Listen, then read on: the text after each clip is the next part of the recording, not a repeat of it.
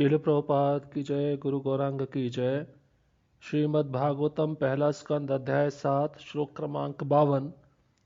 निशम्य भीम गदितम द्रौपदाश्च चतुर्भुजा आलोक्य वदनम सख्यु इदमाह हसन्निवा। अनुवाद। भीम, द्रौपदी तथा अन्यों के वचन सुनकर चतुर्भुज भगवान ने अपने प्रिय सखा अर्जुन के मुंह की ओर देखा और मानो मुस्कुरा रहे हो बोलना प्रारंभ किया। तो इस श्लोक में एक शब्द है चतुर्भुजा, चार भुजाओं वाले भगवान ने। तो यहाँ पर भीम, द्रौपदी और अन्य सब के वचन सुनकर जो अर्जुन है उसकी तरफ भगवान देख रहे हैं और मुस्कुरा रहे हैं।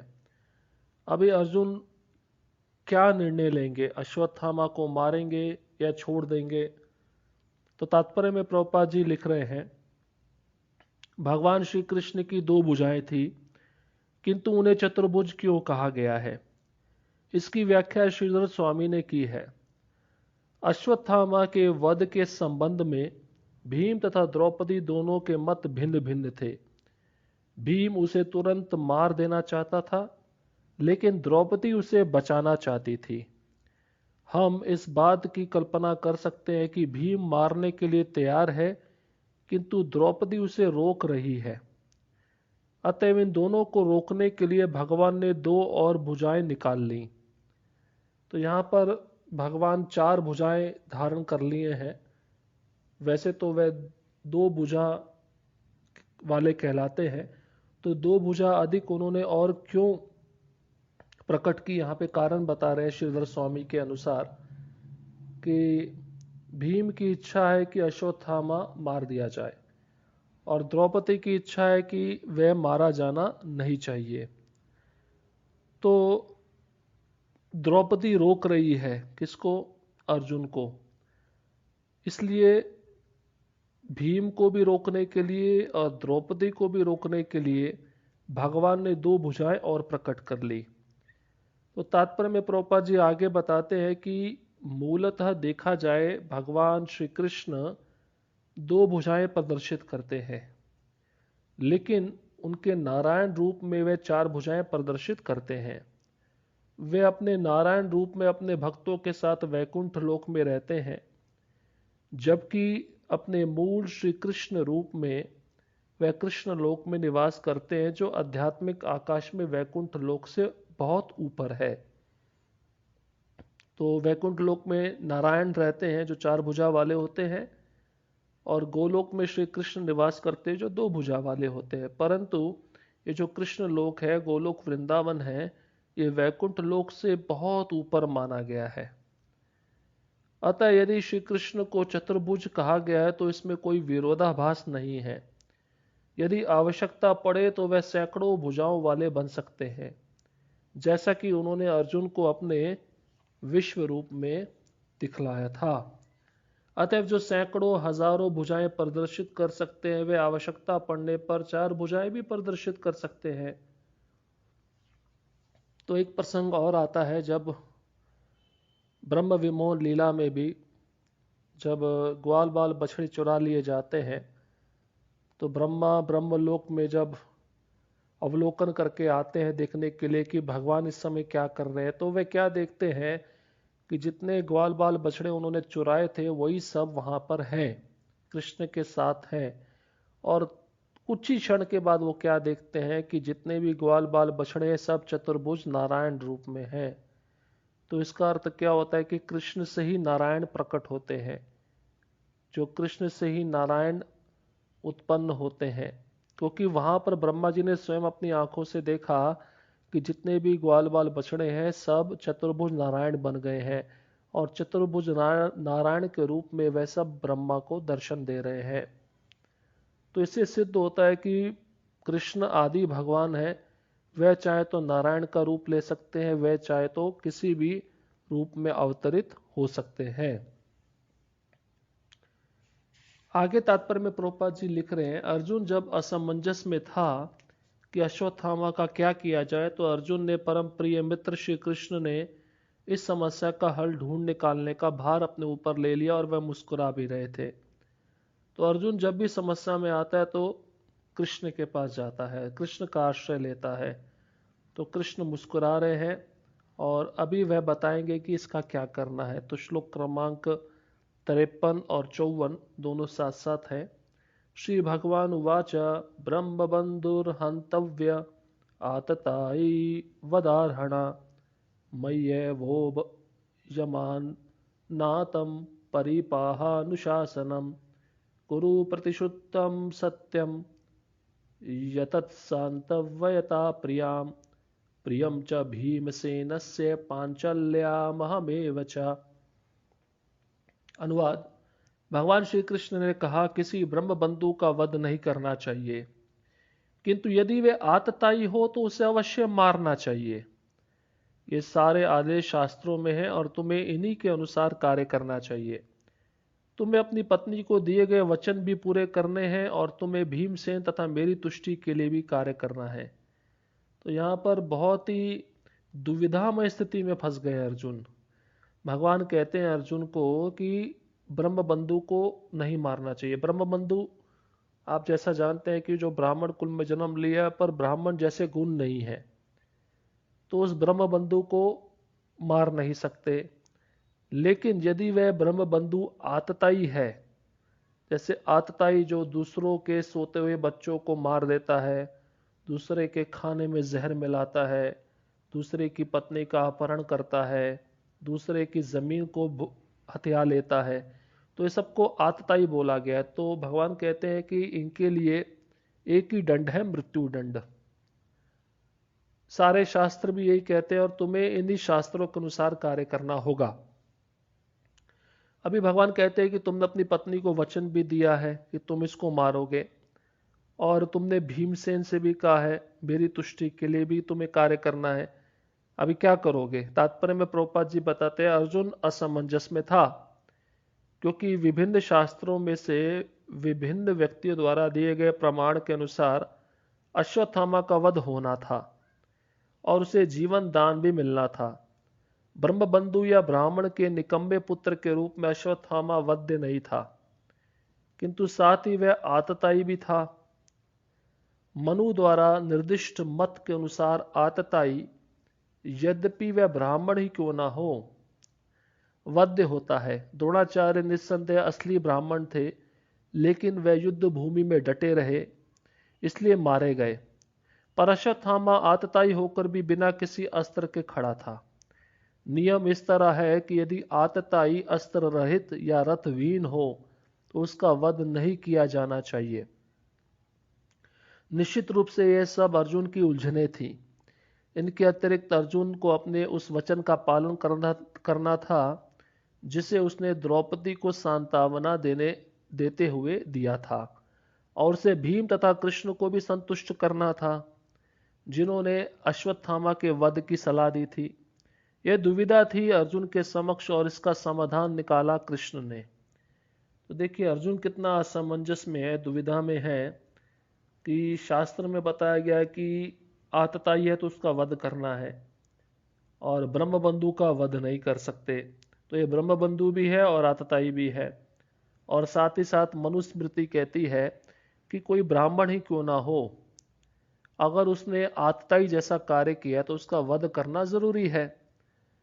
तो द्रोणाचार्य जो थे वह युद्ध में डटे हुए थे, इसलिए वह मारे गए। पर अश्वत्थामा आतताई होकर भी बिना किसी अस्त्र के खड़ा था, और नियम यह भी कहता है कि कोई आतताई अगर उसके पास अस्त्र नहीं है, रथ नहीं है, तो उसको नहीं मारना चाहिए। ये सब उलझने थी।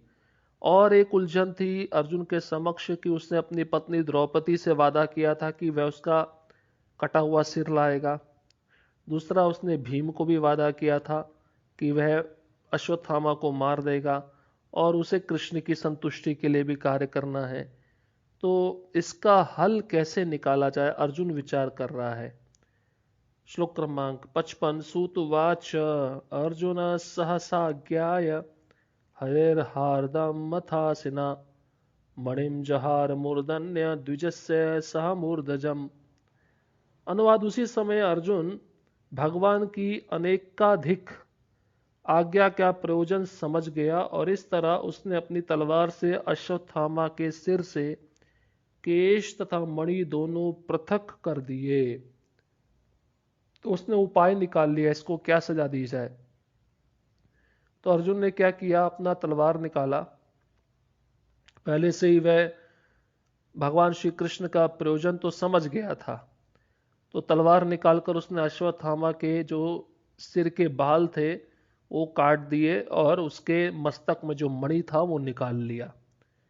तात्पर्य में प्रभुपाद जी बता रहे, विभिन्न व्यक्तियों के परस्पर विरोधी आदेशों का पालन करना असंभव होता है।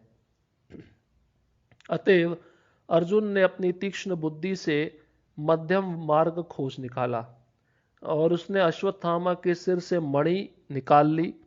यह उसका सिर काटने जैसा ही था, फिर भी व्यवहारिक रूप से उसकी जान बची रही। यहां पर अश्वत्थामा को द्विज कहा गया है। निस्संदेह वह द्विज था, लेकिन वह अपने पद से गिर चुका था, इसलिए उसे उचित ही दंड मिला। तो देखिए, शास्त्र में ऐसे कई विधि विधान हैं कि जो ये बताते हैं कि अगर किसी की हत्या करनी है तो उसके सिर के केश निकाल दो और उसके पास जो बहुमूल्य रत्न वो ले लो, तो इसका मतलब उसकी मृत्यु हो गई है। तो यहां पर अर्जुन ने बहुत बुद्धिमानी पूर्वक क्या किया कि पहले तो अश्वत्थामा के सिर से मणि निकाल ली। तो ये कैसा था, उसके सिर काटने जैसा ही था, क्योंकि मणि उसको बहुत प्रिय थी। मणि के कारण ही उसको उसके शरीर से तेज निकल रहा था। अभी मणि निकालिया तो उसका तेज फीका पड़ गया, कुछ समय के बाद वो तेज भी नष्ट हो जाएगा। और उसको यहाँ पे द्विज कहा गया अश्वत्थामा को। हालांकि वह द्विज जैसा कार्य नहीं किया था, अपने पद से नीचे गिर चुका था, लेकिन फिर भी उसे उचित दंड मिलना बहुत ही जरूरी था। श्लोक क्रमांक 56। विमुच्य रशनाबद्धम बालहत्याहत प्रभम तेजसां मणिना हीनम शिबिरान्निर्यापयत्। अनुवाद, बाल हत्या के कारण वह अश्वत्थामा पहले ही अपनी शारीरिक कांति खो चुका था और अब अपनी शीर्ष मणि खोकर वह शक्ति से भी हीन हो गया। इस प्रकार उसकी रस्सियां खोलकर उसे शिविर से बाहर भगा दिया गया। तात्पर्य, इस प्रकार भगवान कृष्ण तथा अर्जुन की बुद्धि के कारण अपमानित अश्वत्थामा एक ही साथ मारा भी गया और नहीं भी मारा गया। तो यहां पर पहले मणि निकाल लिया और मणि निकालने पर उसकी कांति उसने खो दी, और मणि निकालने के बाद जब उसकी शारीरिक कांति नष्ट हो गई तो पहले से ही बाल हत्या के कारण वह बहुत उद्विग्न हो चुका था। उसके शरीर का रंग फीका पड़ चुका था और जब अर्जुन ने मणि निकाला तो वह और भी कांतिहीन हो गया और उसे रस्सियों से खोलकर उसे शिविर से बाहर भगा दिया गया। श्लोक क्रमांक 57। वपनम द्रविणादानम स्थानानीयार्पणम तथा एष हि ब्रह्म बंधूनाम वधो नान्यवस्ति दैहिका। अनुवाद, उसके सिर के बाल मूड़ना, उसे संपदाहीन करना तथा उसे घर से भगा देना, ये है ब्रह्म बंधु के लिए निश्चित दंड। शारीरिक वध करने का कोई विधान नहीं है। तो जो ब्रह्म बंधु होता है तो उसके लिए 3 दंड बताए गए हैं। पहला दंड है कि उसके सिर के बाल निकाल लेना और उसे संपदाहीन करना, मतलब उसके पास जो मणि थी वो निकाल ली, उसको संपदा से हीन कर दिया, और उसे घर से भगा देना, उसको घर से भगा कर उसको भेज देना। तो ये 3 प्रकार के ब्रह्म बंधु के लिए दंड बताए गए हैं शास्त्र में। उसके शारीरिक वध करने का कोई विधान नहीं है। तो हम समझ सकते हैं कि पहले के जो शास्त्र थे कितने निपुण थे, कितने परफेक्ट थे कि बिना वध किए भी आप ऐसा दंड देंगे तो मतलब वो उसके लिए वध के समान ही है, उसको मारने के समान ही है, उसको जलील करने के समान है, उसकी जो इज्जत है उसके साथ खिलवाड़ करने के समान है। तो ये अभी के ज़माने में तो नहीं देखा जाता है, पहले के ज़माने में होता था। इसलिए अभी तो हर कोई ब्रह्म बंधु ही है। कोई ये नहीं कह सकता कि मैं ब्राह्मण हूँ, तो ब्राह्मण होने के लिए ब्राह्मण जैसे गुण भी चाहिए।